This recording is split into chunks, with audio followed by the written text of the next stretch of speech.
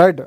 పాపిరెడ్డి గారు, ఇప్పుడు అంటే ప్రధానంగా అంటే మనం చాలా అంశాలు మాట్లాడుకున్నాం గతంలో కూడా.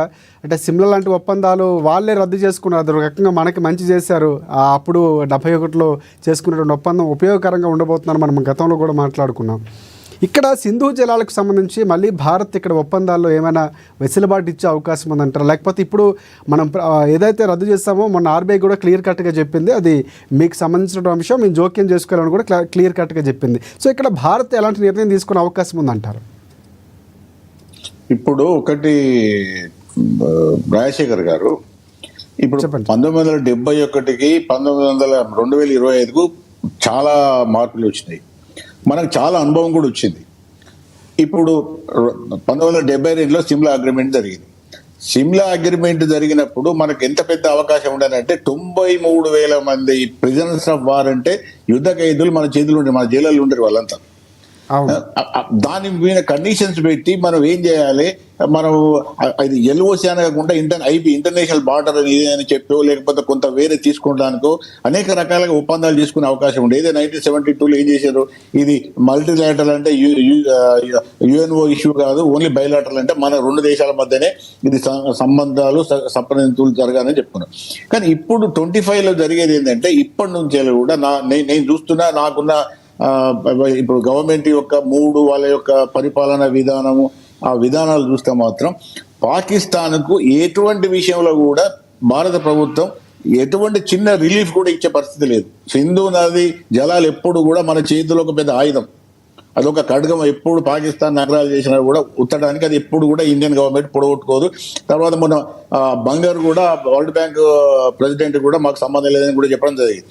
అయితే అటువంటి ఇప్పుడు ఈ ప్రభుత్వం అంటే ఇప్పుడున్న సమాజం కానీ, ఇప్పుడున్న ప్రభుత్వాలు కానీ, విధానాలు కానీ, ఇప్పుడున్న మిలిటరీ కానీ అన్నీ కూడా ఎట్లున్నాయంటే ఆ పాత తప్పులు చేయొద్దు, పాకిస్తాన్కు మళ్ళీ తిరిగి జీవం పోయొద్దు, ఆ పాత విధానాలు ఏవైతున్నాయో పాపం పోనీ అనేది బతకని మనకి అవన్నీ ఇప్పుడు లేవు. దాదాపుగా ఇప్పుడున్న పాలసీస్ విధానాలు చూస్తే ఇప్పుడు మోడీ గారు క్లియర్ చెప్పిండు, నువ్వు గోల్ వేస్తే నువ్వు బాంబే, వాడు ఒక బుల్లెట్ కొడితే నువ్వు బాంబే వేసేయి అంటే. ఇప్పుడు ఏంటంటే ఇప్పుడు టిట్ ఫర్ టాట్ కానీ ఎక్కువ ఏంటంటే ఏదైనా కూడా మొన్న వ్యాన్స్ తో మాట్లాడేటప్పుడు కూడా Modi vice president of USA మాట్లాడింది మోడీ గారితో.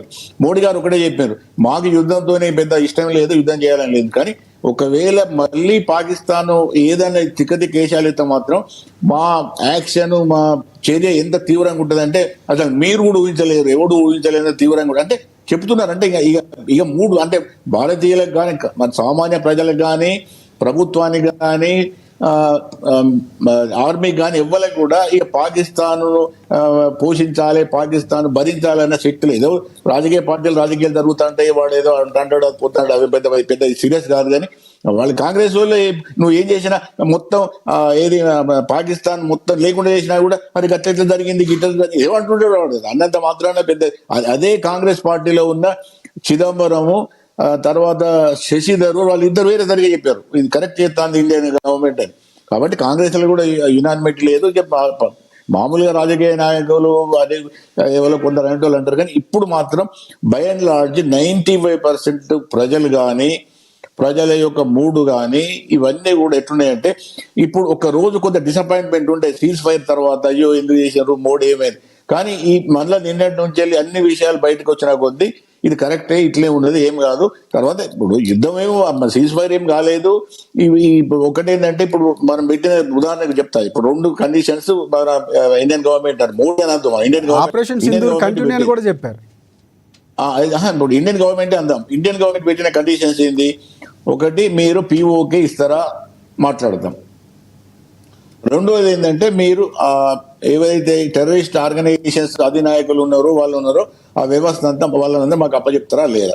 ఇప్పుడు దాని మీద తేలిపోతుంది కదా. తర్వాత మూడోది ఏం చెప్పిండు మోడీ గారు అయితే ఇక్కడ క్లియర్ చెప్పిండు, ఏంటంటే మా గవర్నమెంట్ ఈ మూడో పార్టీ యొక్క జోక్యం అమెరికాగా చెప్పిండు, మీ జోక్యం మాకు అవసరం లేదు, మా విషయం మేమే తెలుసుకుంటాం. అది కూడా ఇంపార్టెంట్ ఒక పాలసీ స్టేట్మెంట్ అన్నట్టు. మా పాలసీ, మా నిర్ణయం, ఇది అంతిమ నిర్ణయం మేము తీసుకునేది మంచి చెడ్డ అన్నది ఆ నిర్ణయం మాకే ఉంటుంది. కానీ ఏ గవర్నమెంట్ కూడా జోక్యం చేసుకొని మా తరఫునో లేకపోతే వాళ్ళ తరఫున మాట్లాడితే మేము ఒప్పుకోం.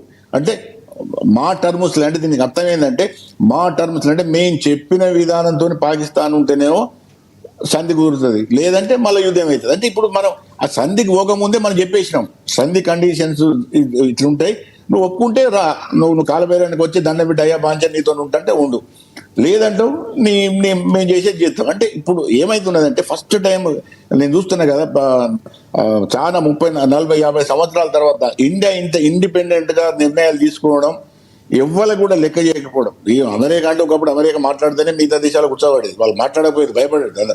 అటువంటిది మేము మిమ్మల్ని లెక్క చేయము, మీకు అవసరం లేదు, మా ఏడిపేదో మేము ఏడుతాం, మా ఇంట్రెస్ట్ మాది, మీ ఇంట్రెస్ట్ మీది. అంటే ఆ విధంగా ఫేస్ టు ఫేస్ ముఖం టు ముఖం పెట్టి మాట్లాడి మీ లెవెల్ మీరు ఉండండి, మీకు మేము గౌరవం ఇస్తాం, మీతో మేము కలిసి పనిచేస్తాం, కానీ అది కొంతవరకు మాత్రమే. మీరు వచ్చి మమ్మల్ని మీద తనం చేస్తాము, పెద్దరికం చేస్తాము, మళ్ళీ ఏదో పాత మీ ఇంపీరియలిజం అంటే సామ్రాజ్యవాదం లెక్క చేసి మమ్మల్ని ఇంకా చిన్న దేశాలకు చూస్తే మేము ఒప్పుకునేది లేదు.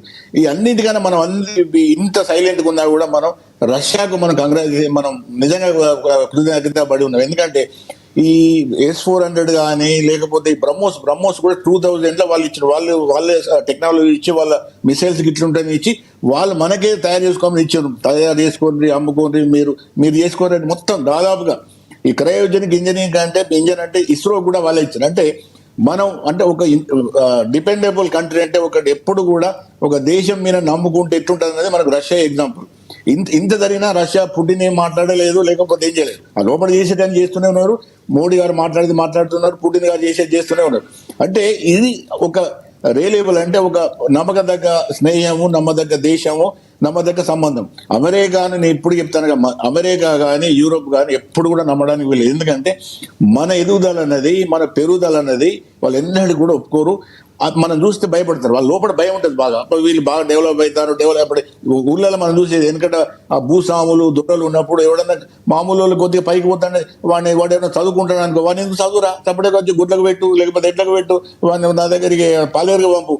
ఈ మనస్తత్వం యూరోప్కు అమెరికాకు అందరికి ఉంటుంది. కాబట్టి మనం ఆ దశ దాటిపోయినాం. మేము పాలేరు కావు, సర్వెంట్ కావు, నువ్వు దొర కాదు, మేము కూడా ఆ స్టేజ్కి వచ్చేసినాం. ఇప్పుడు మా మాట మీరు ఇంటినరే, లేకపోతే లేని స్టేజ్కి వచ్చింది. కాబట్టి ఇవాళ ఈ యుద్ధం అనేది నాకైతే ఇది గెలుపోటములు ఇవి పాకిస్తాన్తో సంబంధం. ఇప్పుడు ఈ యుద్ధం అనేది పాకిస్తాన్తో జరిగింది కాదు, ప్రపంచంలోని చాలా దేశాలకు ప్రత్యక్షంగా పరోక్షంగా మనం చేసిన యుద్ధం. మన శత్రువులకు మనం చెప్పినాం ఒక వార్నింగ్, మా సత్తా ఇది. మన ఫ్రెండ్స్ కూడా చెప్పింది ఏంది, మీరు మాతో మిత్రులుగా ఉన్నప్పటికీ కూడా మంచిగా ఉండండి, మిత్రత్వం నటించి నగరాలు చేస్తే కూడా నడవదు.